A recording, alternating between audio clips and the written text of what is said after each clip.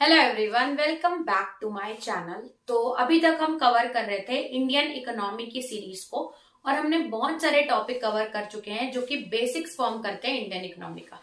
अब जो competitive level पे एग्जाम्स पूछे जाते हैं उसके बेसिस में एक और टॉपिक आता है, वो है इन्फ्लेशन।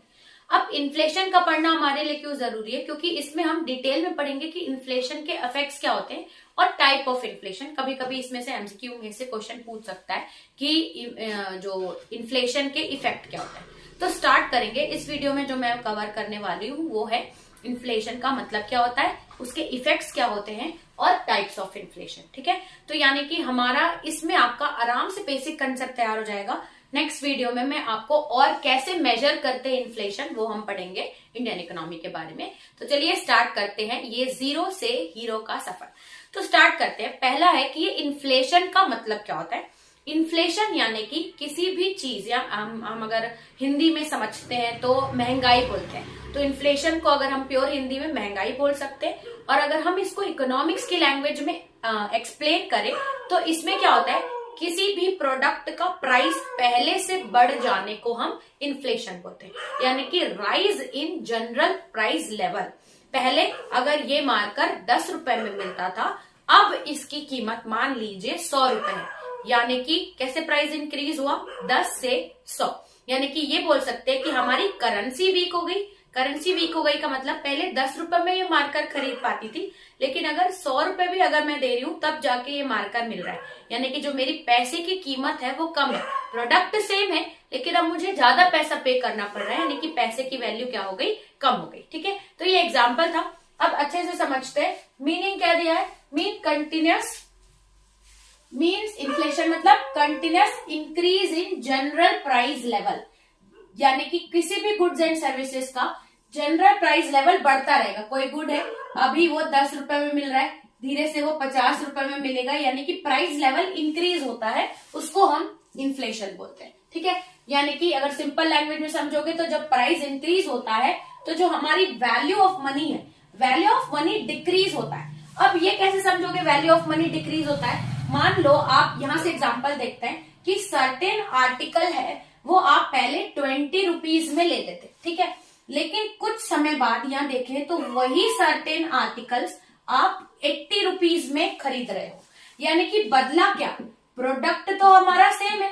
ठीक है, और उसी प्राइस, अगर 20 रुपए में मुझे वही सामान मिलता था, अब मुझे 80 रुपीज सेम आर्टिकल के देने पड़ रहे हैं। यानी कि इतना मुझे समझ में आ रहा है कि जो हमारी करेंसी है वो अब क्या हो गई है, वीक हो गई है। यानी कि प्राइस के बढ़ने से किसी भी चीज की हमारी जो पेमेंट कैपेसिटी है उसको डिक्रीज हो जाती है। यानी कि मनी की जो वैल्यू होती है वो कम हो जाती है। पहले 20 रुपए में सामान आ रहा था, अभी देखो इसकी वैल्यू, मनी की वैल्यू कम हो गई, आर्टिकल की वैल्यू ज्यादा है। यानी कि मनी आपको ज्यादा देना पड़ रहा है उस आर्टिकल को खरीदने के लिए। तो ये एग्जाम्पल है। अब हमारी इकोनॉमी में इन्फ्लेशन आ जाए, यानी कि महंगाई आ जाए, तो हमारी इकोनॉमी को क्या क्या फर्क पड़ता है, क्या क्या चीजें अफेक्ट होती है। तो इसमें हमारा ना परचेजिंग पावर क्या हो जाता है, कम होता है। क्योंकि मान लीजिए आप पहले 100 रुपए में 5 आर्टिकल्स खरीद लेते थे, यानी कि वो एक आर्टिकल्स 20 रुपीज का था। लेकिन अगर वो एक आर्टिकल्स 80 का हो जाए तो क्या आपको फिर ज्यादा इन्वेस्ट करना पड़ेगा, ज्यादा पैसा लगाना पड़ेगा, जिससे आपका परचेजिंग, पहले पावर स्ट्रांग होता था क्योंकि चीजें सस्ती थी, अब चीजें महंगी हो गई है तो आपका परचेजिंग पावर भी कम हो जाता है। ठीक है, तो महंगाई होने से हमारा परचेजिंग पावर कम हो जाता है। सेकंड है कॉस्ट ऑफ लिविंग बढ़ जाती है। कॉस्ट ऑफ लिविंग यानी कि आप अपनी जिंदगी गुजारने के लिए जो पैसा लगता है लिविंग का, बेसिक चीजें खरीदने का, जिससे आपकी जिंदगी चल पाए, उसका कॉस्ट इंक्रीज हो जाता है। जैसे फॉर एग्जाम्पल आपकी सैलरी है 5000, ठीक है, अब 5000 सैलरी में आप, जब इन्फ्लेशन नहीं था तो आप आराम से अपनी लिविंग को मैनेज कर पाते थे। लेकिन सैलरी तो सेम है, लेकिन जितने भी मार्केट में सामान है उनके प्राइस इंक्रीज हो गए। यानी कि अब आपको पूरा 500 लगाना पड़ रहा है, 5000 लगाना पड़ रहा है, तब जाके आप अपनी बेसिक नेसेसिटी से सरवाइव कर पा रहे हैं। वहीं अगर कॉस्ट ऑफ लिविंग बढ़ेगा, यानी कि आपके अपनी लाइफ को सस्टेन करने के लिए डेली के खर्चे बढ़ेंगे, तो हमारी जो सेविंग वैल्यू है वो क्या हो जाएगी, कम हो जाएगी। क्योंकि आप 5000 ही आपका पूरा अपनी लाइफ को मेंटेन करने में चले जा रहा है। यानी कि फॉर एग्जाम्पल पहले आप 20 जो रेंट थी, रेंट आप 2000 में भी रेंट एक घर में रह लेते थे, लेकिन आजकल की रेंट कितनी बढ़ गई है। इस तरीके से यानी कि अब आपको 3000 रेंट देना पड़ रहा है, सैलरी सेम है, लेकिन अगर आपको पैसा ज्यादा देना पड़ रहा है तो जो बचा 2000 है उससे कोई भी आदमी अपना बेसिक सामान खाने पीने के लेगा, जिससे उसका सेविंग कम हो जाएगी। तो सेविंग कम हो जाती है, परचेजिंग पावर कम हो जाता है, कॉस्ट ऑफ लिविंग इंक्रीज हो जाता है। ये हमारा बेसिक कंसेप्ट था इन्फ्लेशन से लेके। अब देखेंगे कि कितने टाइप के इन्फ्लेशन होते हैं। तो बेसिकली मैंने यहाँ पे 5 टाइप के इन्फ्लेशन लिखे। सबसे पहला है डिमांड पुल इन्फ्लेशन। ये बहुत एग्जाम्पल ईजी है कि जब किसी भी प्रोडक्ट की डिमांड बढ़ती है और सप्लाई कम होती है तो ऑटोमेटिकली उसका प्राइस कम हो जाता है। जैसे फॉर एग्जांपल इस मार्केट में मार्कर की डिमांड बहुत ज्यादा है, बहुत ज्यादा, सबको मार्कर चाहिए, लेकिन सप्लाई है ही नहीं, कोई प्रोड्यूसर मार्कर बना के सप्लाई ही नहीं कर रहा। यानी कि फिर ये रेयर आर्टिकल्स, यहाँ बोल सकते हो कि ये बहुत लोग अगर इसको डिमांड कर रहे हैं तो सबको इसको जरूरत पड़ेगी, स्कैरसिटी आ जाएगी। स्कैरसिटी आ जाती है, कमी हो जाएगी इस प्रोडक्ट की, तो लगेगा हर किसी को कि मुझे ये प्रोडक्ट चाहिए। तो ऑटोमेटिकली अगर कम सामान है तो उसकी प्राइस बढ़ जाती है, ये इकोनॉमी रिएक्ट करती है। तो जैसे ही किसी भी चीज की डिमांड बढ़ती है और सप्लाई कम है तो फिर वो ऑटोमेटिकली वो चीज महंगी हो जाती है। तो हम ये बोल सकते हैं कि डिमांड के बढ़ने से जो चीज महंगी हो रही है उसको हम डिमांड पुल इन्फ्लेशन बोलते हैं। नेक्स्ट कैटेगरी है कॉस्ट पुल इन्फ्लेशन।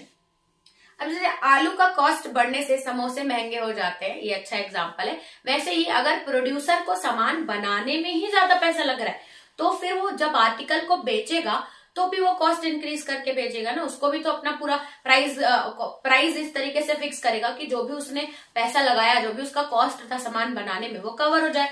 तो यानी कि कॉस्ट पुल इन्फ्लेशन ऐसे इन्फ्लेशन होते हैं जिसमें प्रोडक्शन का ही कॉस्ट बढ़ जाता है। तो जब वो सेलर सेल करेगा, उसको प्रोड्यूसर सेल करेगा तो ऑब्वियसली 10-5 रुपए और बढ़ा के ही सेल करेगा, तो उसको कॉस्ट पुल इन्फ्लेशन बोलते हैं। नेक्स्ट आता है क्रीपिंग इन्फ्लेशन। क्रीपिंग इन्फ्लेशन यानी कि क्रीप करना धीरे धीरे, यानी कि ऐसा इन्फ्लेशन है जो स्लोली बढ़ता है। जैसे धीरे धीरे किसी भी चीज के प्राइस बढ़ रहे हैं, यानी कि हम बोल सकते हैं 2 से लेके 5% तक इंक्रीज होता है धीरे धीरे क्रीप करके।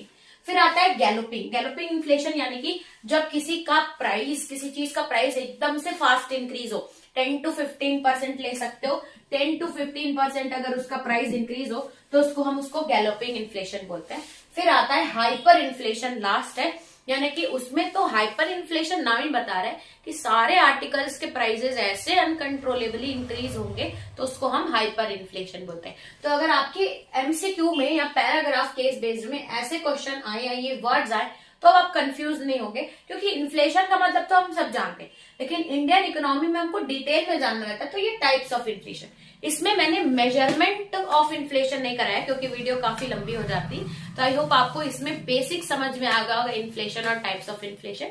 तो इस वीडियो में इतना ही रखते हैं, चलते हैं नेक्स्ट वीडियो में, देखते हैं नेक्स्ट टॉपिक। तब तक के लिए थैंक्स फॉर वॉचिंग।